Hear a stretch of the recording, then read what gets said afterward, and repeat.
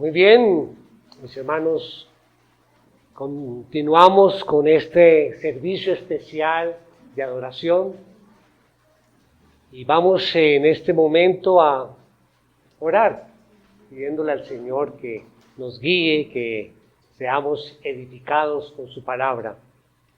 Así es que inclinemos nuestros rostros y vamos a orar. Oh Dios Señor Todopoderoso, nos acercamos a ti para darte las gracias en este día. Gracias, Señor, por tu fidelidad, por tu gran amor para con nosotros y por tu presencia que nunca nos abandona.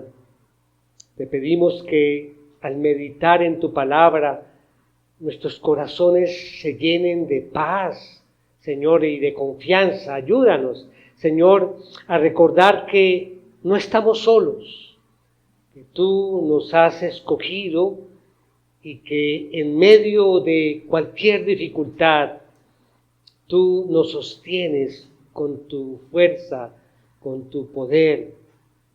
Señor, que nuestros corazones estén dispuestos a recibir tu palabra de ánimo, Señor. Ese consuelo que necesitamos muchas veces, Señor. Por eso colocamos en tus manos este tiempo de enseñanza, en el nombre de nuestro Señor Jesucristo. Amén. Amén. Bien, mis hermanos, iniciando esta semana, martes, oí un comentario de un médico psiquiatra español, profesor, y él decía lo siguiente: el 90% de las cosas que nos preocupan nunca ocurren. El 90%. Llama la atención esta cifra, obviamente sustentada en estudios y en pruebas que se hicieron. Pero reflexionando sobre esto, podemos pensar que es verdad. Estamos viviendo en un mundo donde abundan las preocupaciones. Abundan. Problemas nos preocupamos por la salud, nos preocupamos por la economía, nos preocupamos por la política, nos preocupamos por problemas o situaciones familiares, sociales, aún por las cosas espirituales. Y frente a esa situación, solamente hay dos opciones. Una, desesperarnos, perder el control, llenarnos de temor, y obviamente eso produce un desaliento, un desánimo.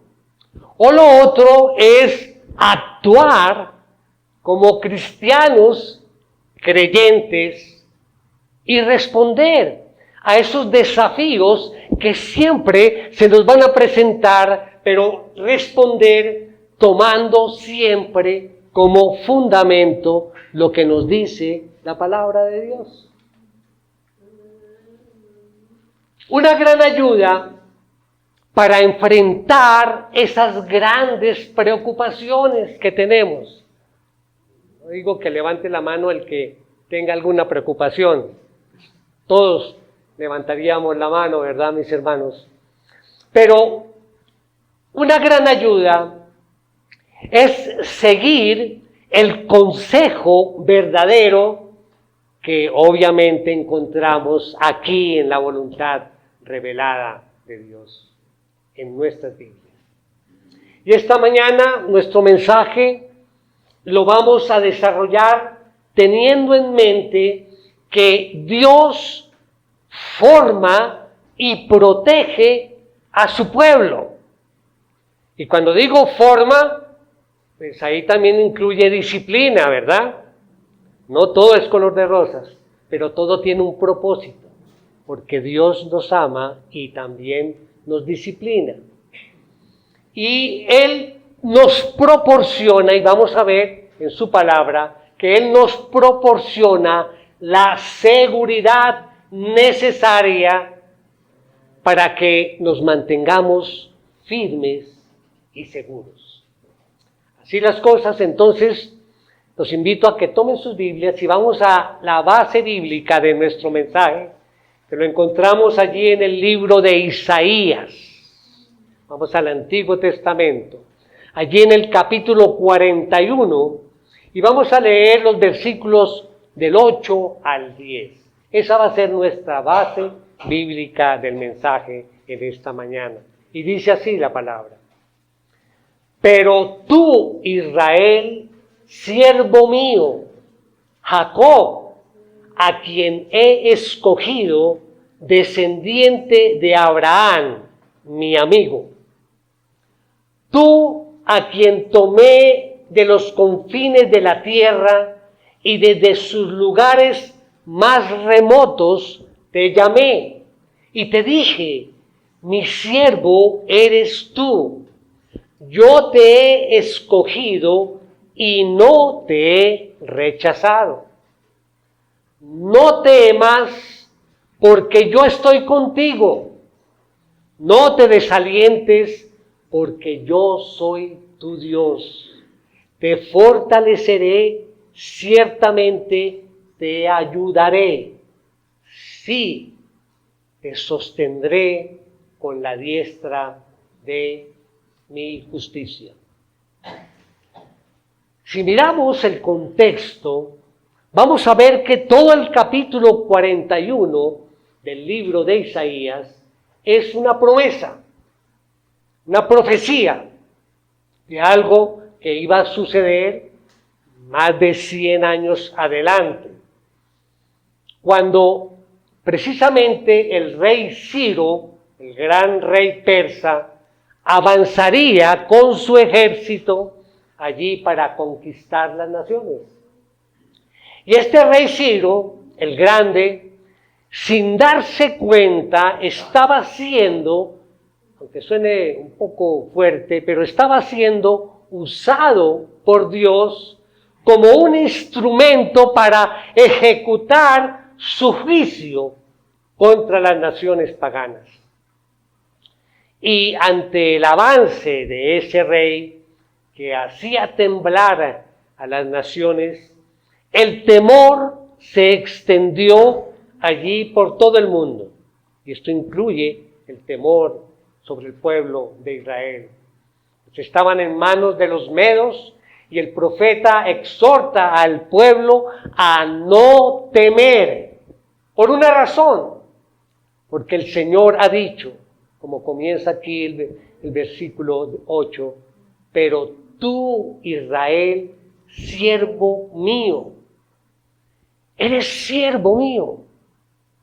Entonces, aunque Israel había sufrido la destrucción de su reino, aunque Israel había sufrido también la destrucción de su ciudad y la destrucción de su templo, el Señor seguía fiel a ellos. Así que en esta introducción al estudio de este pasaje, vamos a ver 3 puntos y me voy a apoyar en estos 3 elementos de la comunicación que todos de una u otra forma hemos escuchado en alguna oportunidad. Estos elementos de la comunicación que son un emisor, un receptor y un mensaje, ¿sí? El emisor es la persona que genera la información y la transmite, o sea, transmite ese mensaje.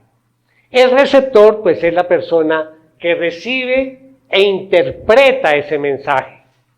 Y el mensaje, pues, es la información que el emisor quiere transmitir. ¿De acuerdo? Con base en esto, entonces, vamos a desarrollar 3 puntos, tomando como base la lectura que acabamos de hacer. Hemos titulado el mensaje El llamado a la confianza. Esta palabra confianza que siempre mencionamos aquí desde el púlpito. el llamado a la confianza. Y obviamente tenemos una idea principal del mensaje que vamos a repetir. Dice la idea principal del mensaje de hoy: aunque el temor nos rodee, la voz de Dios nos llama a confiar en su poder y en sus promesas, recordándonos que no estamos solos. Entonces vamos al primer punto. Vamos a ver el emisor del mensaje.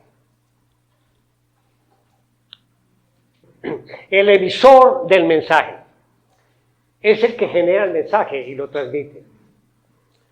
El emisor de este consolador mensaje, el autor, lo vemos claramente allí en el versículo 10 de nuestro texto. Dice así el versículo 10: no temas, porque yo estoy contigo. No te desalientes, porque yo soy tu Dios. Yo soy tu Dios. O sea que Dios es el autor de este consolador mensaje. Y Él, pues obviamente utiliza al profeta Isaías como un portavoz. Ese es el trabajo de un profeta, ¿verdad? Ser el portavoz de Dios para su pueblo. Así que este mensaje está dado por Dios mismo. Pero para nosotros, digamos, poder entender la esencia del mensaje, está allí en el versículo 10. Debemos estudiar primeramente algo de ese emisor del mensaje. Lo que vamos a hacer es que vamos a tomar este mismo mensaje y vamos a ver allí cómo Dios se describe a sí mismo en esos tres versículos que leímos. Entonces vamos a ver algunos de sus atributos, algunos nomás. Podemos identificar aquí en este pasaje que Él es todopoderoso. Entonces, el emisor, que es Dios, es todopoderoso. Y hay dos indicaciones aquí en el pasaje de donde se extrae esa verdad, todopoderoso. La primera referencia se encuentra en el nombre sagrado allí. Dice, yo soy tu Dios, ¿verdad? Yo soy tu Dios. La palabra en hebreo es Elohim. Elohim, uno de los nombres sagrados de Dios, que señala a Dios como el Todopoderoso. El Dios Todopoderoso, Elohim. Pero hay otra referencia en el pasaje acerca también de su poder, de su omnipotencia. Y lo encontramos allí cuando dice al final del versículo 10, sí, te sostendré con la diestra de mi justicia. La palabra diestra significa literalmente mano derecha, pero estamos hablando de Dios Todopoderoso. ¿Qué tiene que ver Dios Todopoderoso con esto? Miremos, en Éxodo 15:6 hay un ejemplo, y allí se usa la diestra de Dios como sinónimo de su omnipotencia.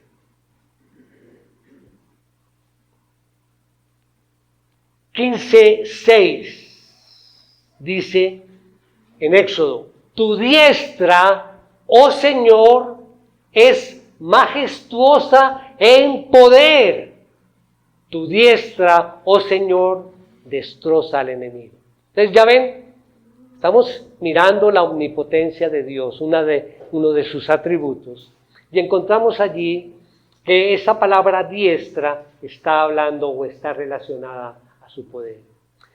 Mis hermanos, entonces Dios es el autor de este hermoso mensaje, es todopoderoso, y eso significa que Dios puede hacer todas y cada una de las cosas que Él desea hacer, porque para eso es todopoderoso.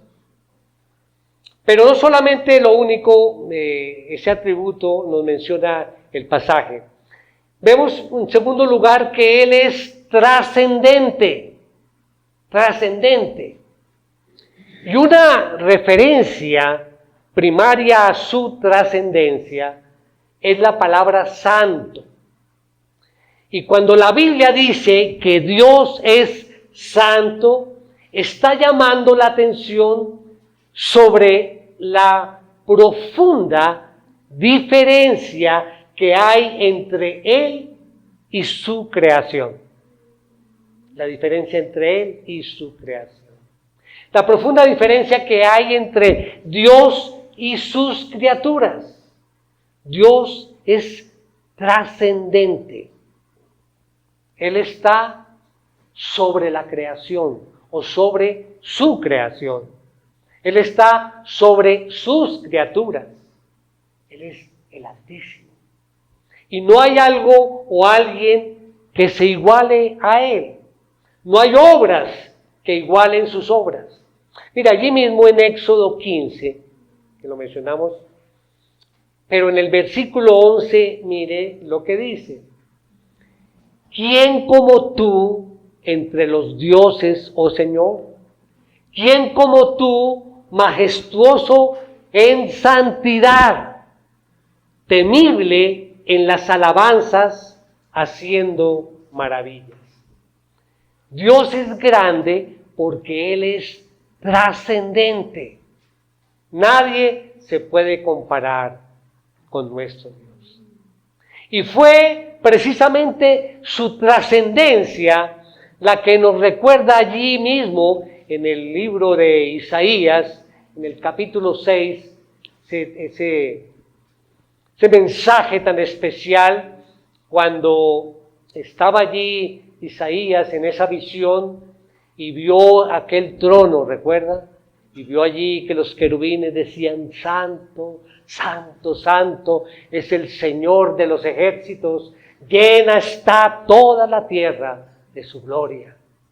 Así que nuestro Dios, mis hermanos, es todopoderoso, nuestro Dios es trascendente y también Él es, Él es soberano, soberano.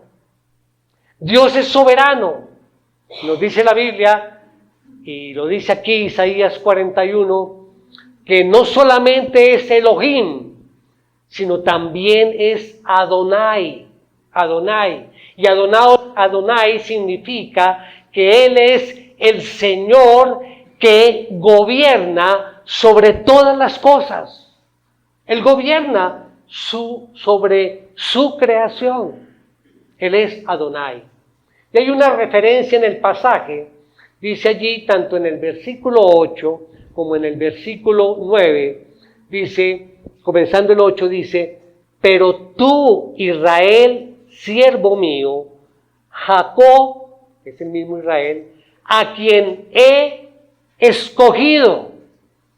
Y dice al final en el versículo 9, mi siervo eres tú, yo te he escogido y no te he rechazado. De manera que la soberanía de Dios se manifiesta allí. Dios escogió a un pueblo y eso allí pues, muestra su soberanía. No había nada especial en Israel para que Dios lo escogiese. Sin embargo, ¿qué había en esa actitud? La soberanía de Dios. La soberanía de Dios. Él hace lo que Él quiere. Así lo dice el Salmo 115:3. Dice, Nuestro Dios está en los cielos, Él hace lo que le place. Él hace lo que le place. Y miremos allí otra parte en Daniel 4:35, la parte segunda.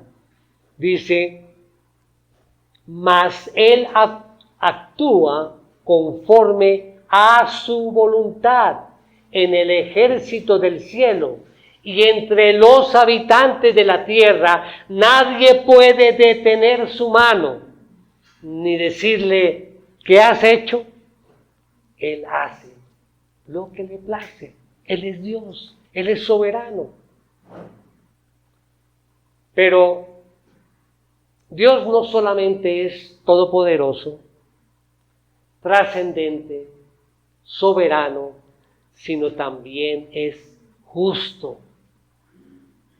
Dice allí el versículo 10, al final, que dice allí, ciertamente te ayudaré, sí, te sostendré con la justicia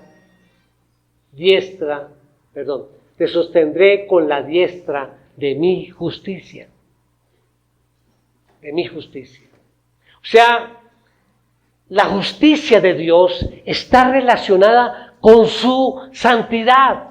Algunos han definido la justicia de Dios como la manifestación de su santidad ante sus criaturas. Y dado que Él es justo, mis hermanos, Él dará a cada quien lo que merece. ¿Saben por qué? Porque Él va a actuar en armonía a su propia naturaleza, que es pura, que es recta, que es perfecta. Entonces, recapitulando, allí en este punto, hemos visto al emisor de este mensaje, que es todopoderoso, que es trascendente, que es soberano, que es justo. Creo que eso es una buena manera de empezar a desarrollar nuestro tema. Y ahora vamos al segundo punto, el receptor del mensaje. Vimos el emisor, ahora vamos a ver el receptor. Pero recordemos nuestra idea principal. Aunque el temor nos rodee, la voz de Dios nos llama a confiar en su poder y en sus promesas, recordándonos que no estamos solos. El receptor es quien recibe el mensaje y, pues, según la técnica de la comunicación, él decodifica esa información para poder interpretarla. De forma explícita aquí el pasaje también dice quiénes son los receptores de este consolador mensaje.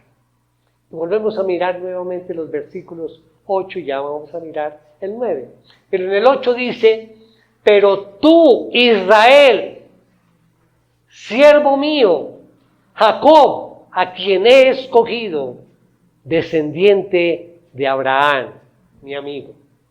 Dios le está diciendo, o sea, le está hablando al pueblo de Israel. Y ahora hay dos cosas allí de Israel que queremos resaltar en el pasaje.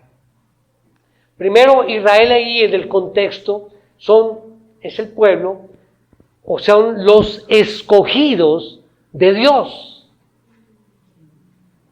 Volvamos allí al versículo 8 y 9, dice, pero tú, Israel, siervo mío, Jacob, a quien he escogido. Lo veíamos ahorita hablando de la soberanía de Dios, ¿no? He escogido. Y dice el 9, yo te he escogido y no te he rechazado.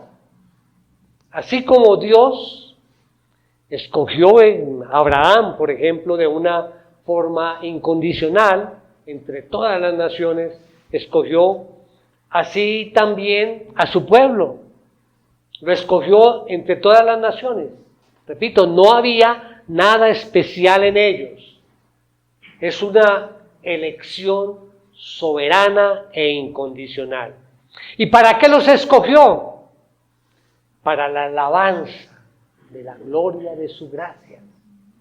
Él los escogió y al igual que Abraham lo hizo sus amigos, no porque ellos eran fieles, no, sino para que aprendieran a ser fieles y para que en el futuro fueran fieles. Él, el Señor, escoge a una nación débil para mostrar al mundo que su fuerza no está en el pueblo, sino en aquel que escoge soberanamente. Israel es realmente el pueblo escogido, y se habla de un remanente escogido por Dios. Pero hay una segunda cosa aquí en el pasaje sobre Israel, y habla que son los siervos de Dios. Literalmente también dice allí en el versículo 8, pero tú, Israel, siervo mío, siervos. Y en el 9 vuelve y dice, mi siervo eres tú, yo te he escogido y no te he rechazado. Y miremos aquí, que en este contexto se describe al pueblo como siervos de Dios. ¿Y sabemos qué significa la palabra siervo? La palabra siervo denota o designa a personas que están bajo la autoridad de un superior. Y a la luz de este pasaje, aquí es claro que el servicio del que estamos hablando está conectado directamente con la elección que hizo el Señor. O sea, ellos son siervos de Dios porque Dios los escogió. Estamos hablando de Israel, pero recuerden que todo va para nosotros, ¿no? Ya más adelante vamos a mirar la aplicación. En otras palabras, Dios los escogió para que fueran siervos de Él. En otras palabras, ellos debían ser el vehículo para hacer conocer entre las naciones que el Señor reina, que el Señor es todopoderoso, que el Señor es trascendente, que Él es soberano, que Él es justo y que Él es el Señor de su pueblo. Bien, ya vimos entonces el emisor, vimos el receptor. Ahora vamos al tercer punto y vamos a ver el mensaje. La información del mensaje. Recordemos la idea principal. Aunque el temor nos rodee, la voz de Dios nos llama a confiar en su poder y en sus promesas, recordándonos que no estamos solos. Bien, el mensaje que es esa información que el emisor preparó y transmite, lo vemos nuevamente allí en el versículo 10. Vamos a leerlo nuevamente completo. No temas, este es el mensaje, no temas porque yo estoy contigo. No te desalientes porque yo soy tu Dios. Te fortaleceré, ciertamente te ayudaré. Sí, te sostendré con la diestra de mi justicia. Si miramos, este es un mensaje muy consolador, mis hermanos. Y allí vamos a ver la exhortación, unas exhortaciones. Ahí también encontramos argumentos, también promesas. Vamos a ver la exhortación de Dios allí en ese mensaje, en ese versículo 10. Dios dice, Israel, siervo mío, no temas. Comienza así, no temas.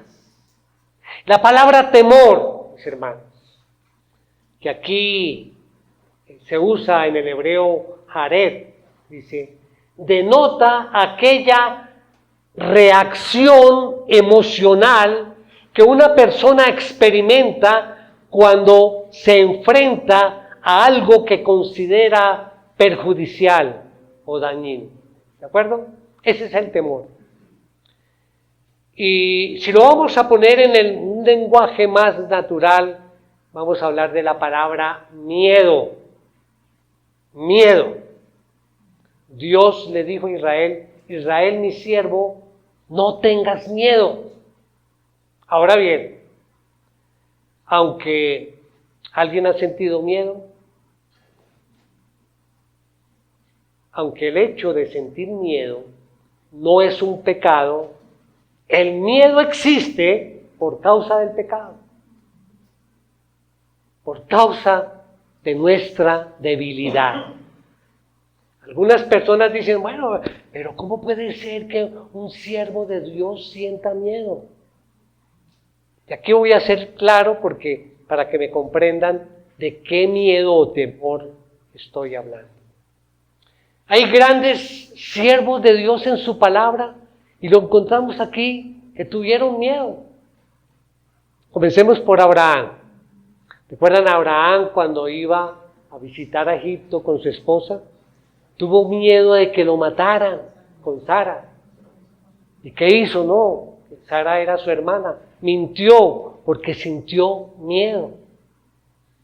El mismo profeta Elías, es una historia que me apasiona de Elías, y recordarán que él tuvo miedo de Jezabel.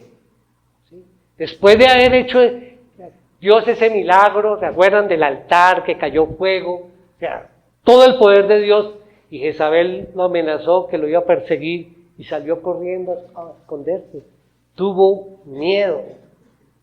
El mismo David sintió miedo cuando su hijo lo estaba persiguiendo. ¿Recuerdan? Su hijo Absalón, toda esa historia allá de la persecución. Los apóstoles tuvieron miedo, ¿recuerdan en la barca cuando viene la tempestad?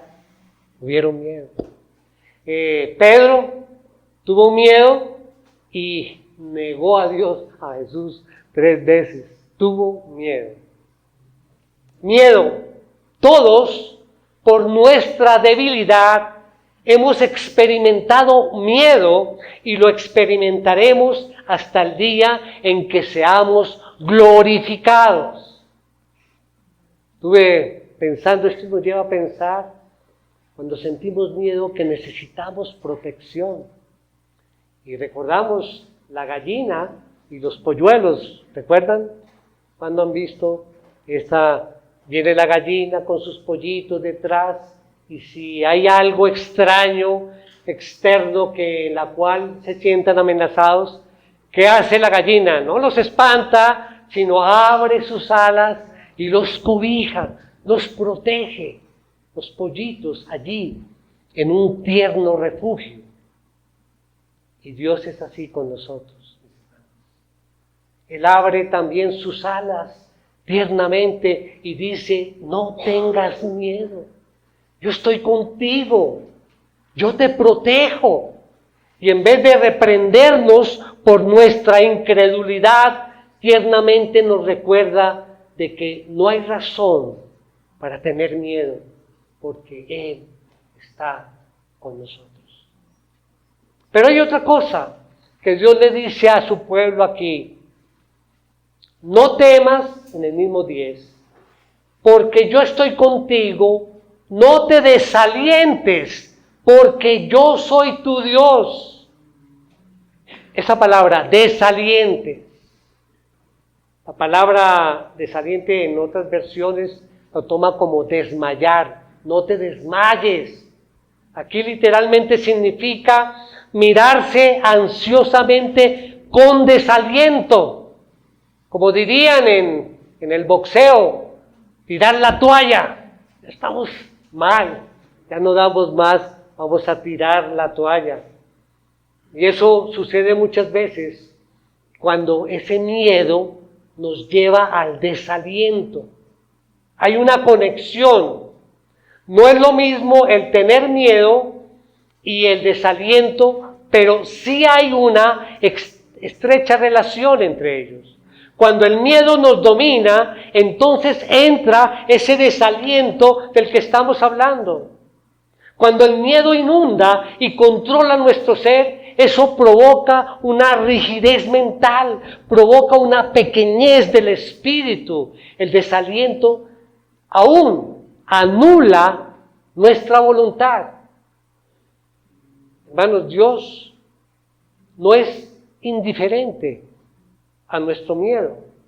Así como la gallina le abre sus alas a los pollitos, también Dios abre sus alas con nosotros y no es indiferente a nuestros miedos. Él tiernamente nos consuela. Pero Dios no espera de nosotros que tiremos la toalla. Así es que si alguno está pasando por uno de esos momentos de desaliento, producto del miedo, no vas a tirar la toalla, porque Dios nos dice hoy en su palabra que Él está con nosotros.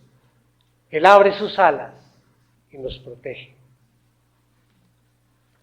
Yo estoy contigo, dice el Señor. Y ese es el primer argumento. No hay algo que dé o que provea más seguridad al corazón de un creyente que sentir la presencia del Creador con él. La presencia de Dios nos infunde seguridad y aliento a sus hijos. Seguridad. Estuve pensando, por ejemplo, ¿qué sucedería? Imaginemos esta situación. Yo estoy en peligro y soy perseguido por un gran ejército de 10,000 hombres armados. Y uno de mis amigos, muy querido, hermano en la fe, me pone la mano aquí en el hombro y me dice: Eduardo, mi amigo, no temas, porque yo estoy contigo. Casi uno, ¿no? Y hay 10,000, un ejército de 10,000 armados. Me dice: gracias, hermano, pero es un chiste, ¿verdad? ¿Qué vamos a hacer los dos frente a esto? Bueno, mis hermanos, no es un chiste cuando Dios dice: no temas, porque yo voy a estar contigo. Ahí tenemos la protección, sea el ejército que venga. Porque hay algo que Dios tiene que no tiene aquel amigo que puso su mano aquí en mi hombro. Es que Dios es todopoderoso, Dios es trascendente, Dios es soberano, Dios es justo. Dios tiene el poder sobre su creación y pueden venir todos los ejércitos del mundo y Dios está por encima de sus criaturas. Y un poderoso argumento para fortalecer nuestra esperanza lo coloca allí, lo escribe el salmista en el Salmo 23, que tanto conocemos, pero miremos el versículo 4. Nos dice: aunque pase por el valle de sombra de muerte, no temeré mal alguno, porque tú estás conmigo. Tu vara y tu cayado me infunden aliento. Mis hermanos, no temas, porque yo estoy contigo. No te desalientes, porque yo soy tu Dios. Y aquí vemos otro argumento cuando dice: yo soy tu Dios. Primero nos dijo: yo estoy contigo, y ahora nos dice: yo soy tu Dios. Le dice: tú eres mío. Imagínense Dios diciéndonos: tú eres mío. Tú eres mío porque yo te escogí. Tú eres mío porque yo te compré con la sangre de mi Hijo. Tú eres mi especial tesoro. Fuiste comprado con la sangre de mi Hijo. Y ahora nada, ni nadie, ni tribulación, ni angustia, ni persecución o hambre, desnudez, peligro, ni ninguna otra cosa creada te puede separar de mí. Esto es lo que Dios está diciendo a su pueblo. Así que Israel no debía temer, no debía desalentarse, porque Dios estaba con ellos, porque Dios era su Dios, ellos eran de Dios, Dios era de ellos. ¿Se acuerdan la promesa del pacto? Ustedes serán mi pueblo y yo seré su Dios. Y no solamente le dice así a Israel, no temas porque yo estoy contigo, no te desalientes porque yo soy tu Dios, porque aquí también encontramos estas promesas. Te fortaleceré, ciertamente te ayudaré, sí, te sostendré con la diestra de mi justicia. En primer lugar dice, te fortaleceré. Literalmente, la palabra fortaleceré significa dar fuerzas. Y lo ponen allí en futuro, es una promesa. La primera promesa, Israel, yo te voy a fortalecer cuando tú tengas temor. Y allí mismo el profeta Isaías, en el capítulo 40, ahí mismo, 40, allí nos dice, aún 40, 30 y 31, aún los mancebos se fatigan y se cansan, y los jóvenes tropiezan y vacilan, pero los que esperan en el Señor renovarán sus fuerzas. Hay una promesa, dice, yo te fortaleceré, ciertamente te ayudaré. La palabra ayudar ahora significa literalmente auxiliar o asistir, como dicen otras versiones. Llama la atención aquí la palabra auxiliar, porque cuando uno piensa en auxiliar a uno, lo que llega a la mente es la idea de una persona que está en un terrible peligro y que viene otra persona y la saca del peligro, ¿verdad? Y Dios le dice a Israel, vas a estar en peligro, vas a pasar por muchos peligros, pero no temas. ¿Sabes por qué? Porque yo te auxiliaré, yo te ayudaré. Dice aquí, yo te ayudaré, declara el Señor. Siempre, siempre te ayudaré. ¿Qué indica? Que en todo momento, esto indica que en todo momento, en toda ocasión, el Señor está allí pronto a auxiliar.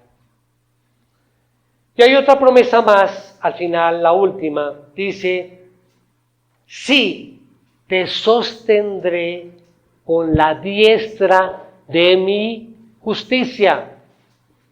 La palabra sostendré significa poner de pie, significa mantenerte en pie, tomar a alguien para que no se caiga. Eso es lo que significa la palabra sostendré. Israel en muchas ocasiones estuvo en peligro de caer, resbaló muchísimas veces. ¿Y saben por qué no cayó? Porque el Señor lo sostuvo con la diestra de su justicia. Recordemos aquí lo que hablamos de la palabra diestra, que significa ¿qué? Mano derecha, y es una referencia a la omnipotencia de Dios. Yo no sé si se habrán dado cuenta de este mensaje, cuando Dios está diciendo, le está diciendo a Israel, y hoy nos dice a nosotros, mi siervo, yo estoy comprometido en usar todo mi poder, dice Dios, para no dejarte caer. Ese es nuestro Dios. Siempre te voy a sostener y voy a usar todo mi poder para que tú no caigas, aun cuando resbalas. En resumen, mis hermanos, ya terminando, en resumen, ¿qué hemos visto? Dios da un consolador mensaje a su pueblo. Él, que es todopoderoso, trascendente, soberano y justo, le dice a su pueblo, le dice a su escogido y a su siervo: no temas, no tengas miedo, no desmayes, por dos razones: porque yo voy a estar contigo, porque yo soy tu Dios, y te prometo algo, mi siervo: yo te ayudaré siempre, te sostendré con la diestra de mi justicia. ¿Qué aprendimos, mis hermanos, de todo esto en esta mañana? ¿Qué aprendimos? Primero, hay unas aplicaciones. Hermano, yo no puedo decirte qué ejército viene contra ti. Yo sí te puedo decir quién está contigo. El Señor. Él estará contigo y nada ni nadie podrá prevalecer contra ti, porque Él es poderoso. Y somos la iglesia de Dios, escogidos por gracia, y no porque había algo en especial en nosotros. No había nada.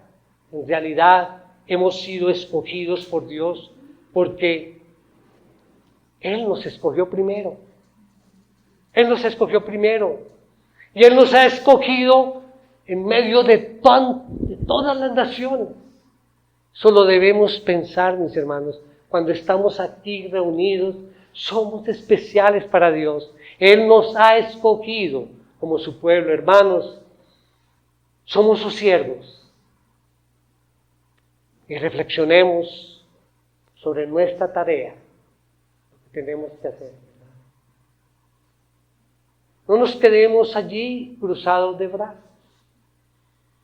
Debemos hacer nuestra tarea. Ya vimos el Dios maravilloso que tenemos y Él nos pide que prediquemos el Evangelio a tiempo y fuera de tiempo. ¿Por qué? Porque Dios nos escogió para que fuéramos sus siervos y para que fuéramos luz a las naciones. Termino con esta reflexión, mis hermanos.